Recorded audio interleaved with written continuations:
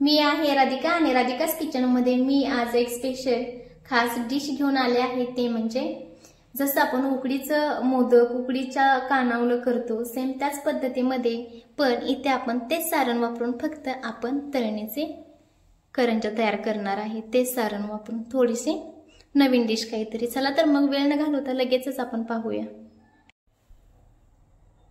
नमस्कार सर्वांना, राधिकास किचन मध्ये आपल्या सर्वांचे मनपूर्वक स्वागत आहे। तसेच जर तुम्हाला राधिकास किचनचे व्हिडिओ आवडत असतील तर व्हिडिओला लाईक करा, चॅनलला सबस्क्राइब करा, शेअर करा आणि कमेंट्स करायला विसरू नका।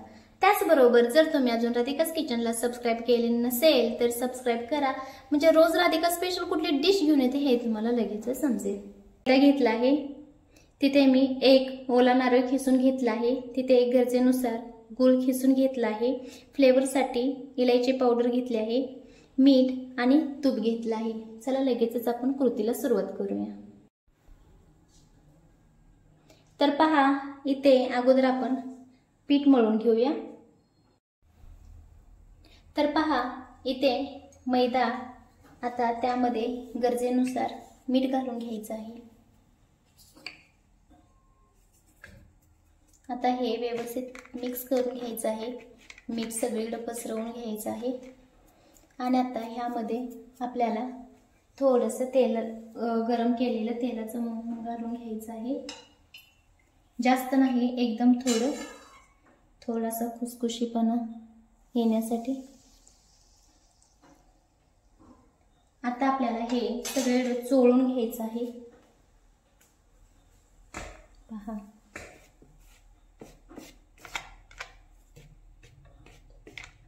आता हे सगळं आपल्याला पिठाला चोळून घ्यायचं आहे।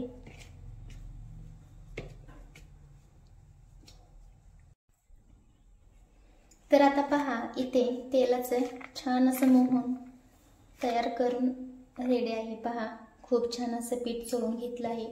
आता यामध्ये थोडं थोडं करून पाणी घालून एकदम असा घट्ट गोळा तयार करून घ्यायचा आहे पिठाचा। एकदम पाणी ओतायला जायचं नाही। आता जसं आपण करंजीला पीठ तयार करतो किंवा चपातीला पीठ तयार करतो सेम तसंच मळून घ्यायचं आहे इथे आपल्याला।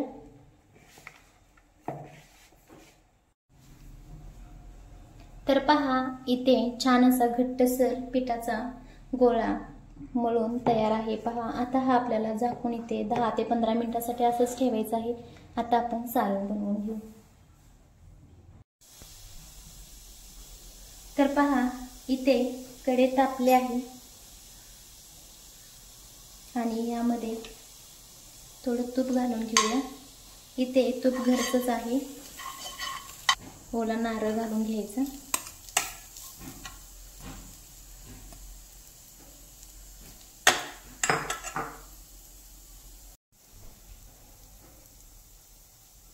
आता हे व्यवस्थित आपल्याला खोबरं छान असं भाजून घ्यायचं आहे। इथे गॅसची फ्लेम मीडियम करते, जी लो आहे ती, आणि छान असं खोबरं भाजून घ्यायचं आहे। जसं आपण मोदकचं सारण तयार करतो सेम पद्धतीमध्येच आपल्याला हे सारण तयार करायचं आहे। आणि पहा, इथे खोबरं खूप छान असं भाजून झालं आहे, पाहू शकता। आता यामध्ये गरजेनुसार आपल्याला गूळ घालून घ्यायचा आहे। इथे तुम्ही गूळ गरजेनुसार कमी जास्त करू शकता। आता गूळ ही आपल्याला व्यवस्थित यामध्ये मिक्स करून घ्यायचं आहे।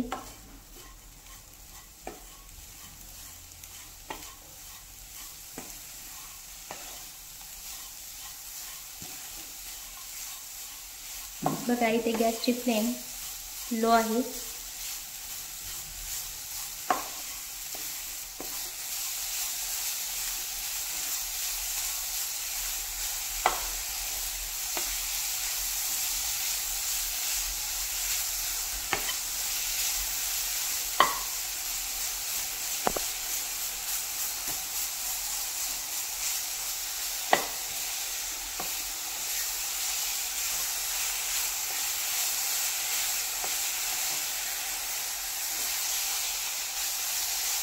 तर पहा किती छान असा गूळ ही मेल्ट होत आहे।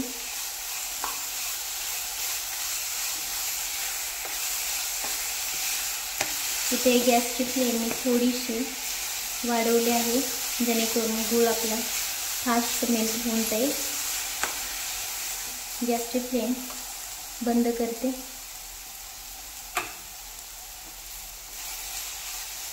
आता ह्याच्यावरती थोडेसे मी तूप सोडून घेणार आहे।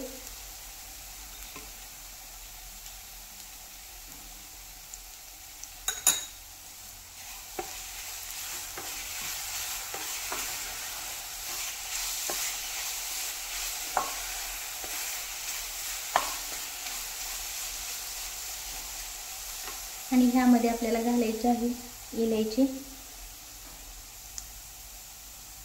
आता हे आपल्याला व्यवस्थित मिक्स करून घ्यायचं आहे। आणि आता इथे आपलं सारण करून तयार आहे। आता जे पीठ आपण मळून घेतलं होतं ते अजून मी 1 ते 2 मिनिटं छान असं मळून घेणार आहे आणि लगेचच आपण पुऱ्या लाटायला घेऊ।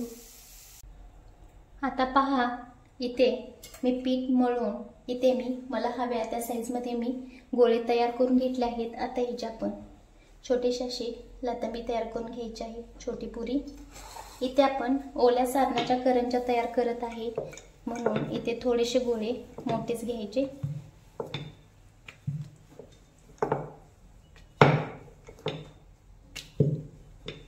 आता तुम्हाला हव्या त्या साईजमध्ये तुम्ही लाटून घेऊ शकता। पहा आता मी अशा सगळ्या पुऱ्या तयार करून घेणार आहे।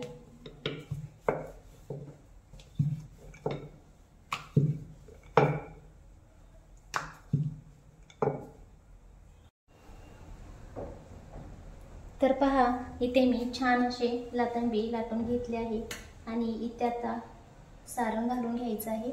आणि हे ओलं सारण आहे, इथे तुम्हाला हवा आहे तेवढं तुम्ही घालून घेऊ शकता, कमी जास्त। पहा आता छान अशा मिटून घ्यायच्या, जशी आपण करंजी तयार करतो सेम तशी। लहान मुलं बाहेरचं खाण्यासाठी खूप दमवतात, तर लहान मुलांसाठी खूप छान अशी इन्स्टंट रेसिपी होणारी आहे। लहान मुलांसाठी एकदा प्रत्येक आईने नक्की ट्राय केली पाहिजे, नवीन काहीतरी। मुलांनाही खायची सवय लागते। पहा अशी छान प्रेस करून घ्यायची। आता आपण कट करून घेऊया। इथे तुम्हाला एक्स्ट्रा जेवढं काढायचं आहे तेवढं तुम्ही तुमच्या आवडीप्रमाणे करू शकता। आता मी ही पुन्हा कट करून घेणार आहे आणि पाहू शकता किती छान अशा करंज्या तयार झाल्या आहेत ओल्या सारणाच्या। आता मी बाकीच्याही सेम अशाच तयार करून घेणार आहे। आणि पहा इथे मी करंज्या तयार केल्या आहेत, आता आपण तळून घेऊया। आता इथे पहा गॅस आपला चालू आहे आणि तेलही तापलं आहे। आता यामध्ये आपण छान अशा करंज्या सोडून घेऊया। इथे गॅसची फ्लेम मी मीडियम केली आहे। एकदम हलक्या हाताने सोडून घ्यायची। इथे मी 3 सोडणार आहे, तुम्ही तुमच्या भांड्यानुसार सोडू शकता। पहा खूप छान अशी रेसिपी आहे ही आणि खूप पटकन ही होणारी आहे आणि चविष्ट ही खूप आहे, पाहू शकता।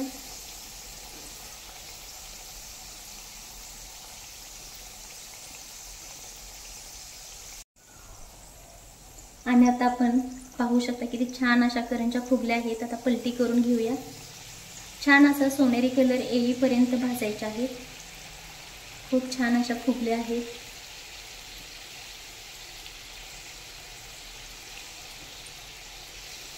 इथे गॅसची फ्लेम मीडियमच आहे, हाय फ्लेमवरती करंज्या आपल्याला तळून घ्यायची नाही, नाहीतर छान अशी भाजली जाणार नाही। एकदम खुसखुशीत क्रिस्पी अशी मीडियम फ्लेमवरतीच भाजून घ्यायची आहे।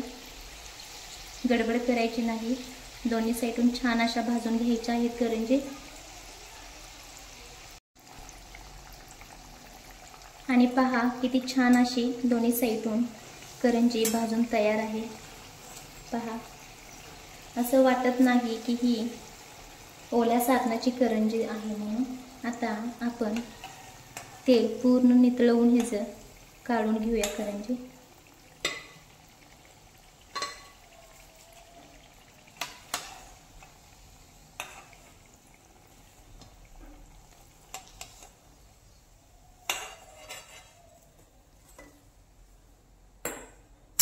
पहा, इथे काढून घेतले आहेत मी। आता बाकीच्या सेम प्रोसेसने आपण तळून घेणार आहे। आणि पहा किती छान अशा इन्स्टंट ओल्या नारळाच्या करंज्या करून रेडी आहेत। जर तुम्हाला राधिकास किचनचे व्हिडिओ आवडत असतील तर व्हिडिओला लाईक करा, चॅनलला सबस्क्राईब करा, शेअर करा आणि त्याचबरोबर कमेंट्स करायला विसरू नका।